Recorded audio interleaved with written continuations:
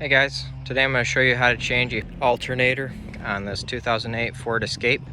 If this video is helpful, can you smash that thumbs up button, leave a comment down below for the YouTube algorithm? Really helps out a lot. First thing you do, crack loose your lug nuts, raise your vehicle, take your wheel off. First thing we need to do is unhook our battery.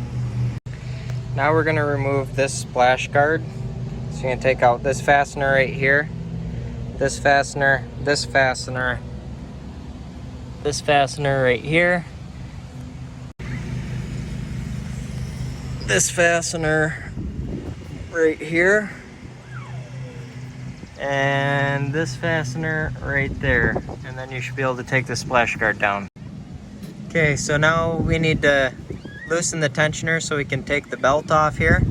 So stick like a 3/8 right here in this hole, and then you're gonna pull it back towards yourself, and that's gonna push it down. You might want to put a cheater bar on here.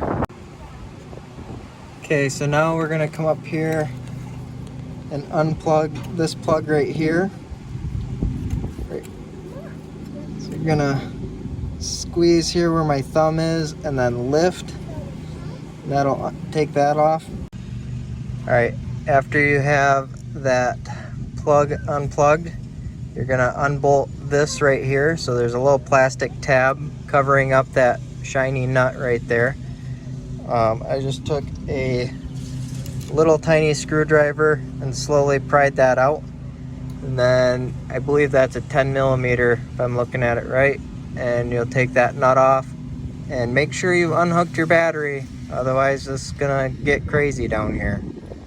Okay, so there's a bolt right here at the end of my finger. It's 15mm.